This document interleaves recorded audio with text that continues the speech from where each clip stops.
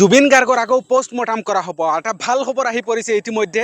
সমগ্ৰ অসমবাসীয়ে এটাই বিচাৰি আছিল যে জুবিন গাৰ্গৰ ছিংগাপুৰত অকল পোষ্টমৰ্টম কৰা হৈছে, কিন্তু ভাৰতত অসমত পোষ্টমৰ্টম কৰিব লাগে। কিন্তু ইতিমধ্যে মুখ্যমন্ত্ৰী হিমন্ত বিশ্ব শৰ্মা ডাঙৰীয়াই অসমবাসীৰ বাবে এটা ভাল খবৰ লৈ আহি আছে যে অসমত জুবিন গাৰ্গৰ পোষ্টমৰ্টম কৰা হ'ব। আপোনালোকে সৰু এটা ভিডিঅ' চাই লওক, আমাৰ হিমন্ত বিশ্ব শৰ্মা মামাৰ এটা ভিডিঅ' চাই লওক আপোনালোকে। ৰাতিপুৱা 7:30 বজাত আমি জুবিন গাৰ্গক নতুনকৈ আৰু এবাৰ তেওঁক আমি পোষ্টমৰ্টেম কৰিম আৰু এই প্ৰক্ৰিয়া 1 পৰা 1.5 ঘণ্টা সময় আমাক লাগিব।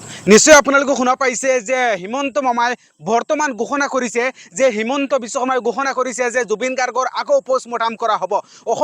অসমৰ ৰাইজে, অসমৰ জনসাধাৰণে, অসমৰ জুবিন গাৰ্গৰ যোনসকল দৰ্শক আছিল সমগ্ৰ অসমবাসীয়ে এটা বিচাৰি আছিল যে জুবিন গাৰ্গৰ আকৌ পোষ্টমৰ্টম কৰা হ'ব লাগে। কিন্তু ইতিমধ্যে মুখ্যমন্ত্ৰী হিমন্ত বিশ্ব শৰ্মাই ঘোষণা কৰিছে যে অহাকালি ৰাতিপুৱা 7:30 জুবিন গাৰ্গৰ পোষ্টমৰ্টম কৰা হ'ব।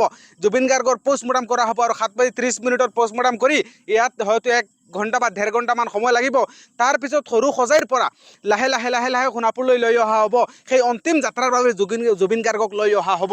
ইতিমধ্যে হিমন্ত বিশ্ব শৰ্মাই ঘোষণা কৰিছে আপোনালোকৰ আচলতে ৰাইজেই ৰজা, ৰাইজেই যেই বিচাৰে সেয়ে হয়। আচলতে অসমৰ ৰাইজে এটাই বিচাৰি আছিলে যে জুবিন গাৰ্গৰ এগেইন পোষ্টমৰ্টম হ'ব লাগে আৰু পোষ্টমৰ্টম কৰিলে জুবিন গাৰ্গৰ আচলতে যি দেহা পোৱা গৈছিল সেই সময়ত জুবিন গাৰ্গৰ যেতিয়া পানীত নামি গৈছিলে সেই সময়ত মুখৰ ফালে ফেনা ওলাই আছিলে।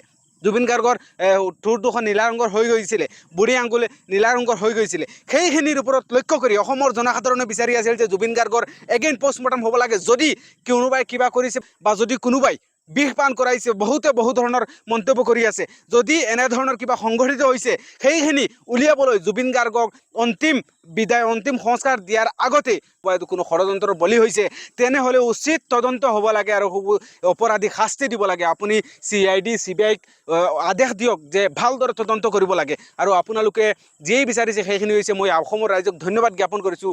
আপোনালোকে বিচাৰিছিলে যে জুবিন দাৰ এগেইন পোষ্টমৰ্টম হ'ব লাগে আৰু পোষ্টমৰ্টম অহাকালি 7:30 গুৱাহাটী পোষ্টমৰ্টম কৰা হ'ব। আপোনালোকক সকলোকে মই হাত জোৰ কৰি বিনম্ৰভাৱে ধন্যবাদ জ্ঞাপন কৰিছোঁ। আপোনালোকে যিয়েই বিচাৰিছে সেইখিনি হৈছে। ধন্যবাদ অসমবাসী।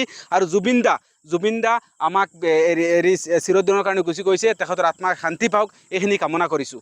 ধন্যবাদ।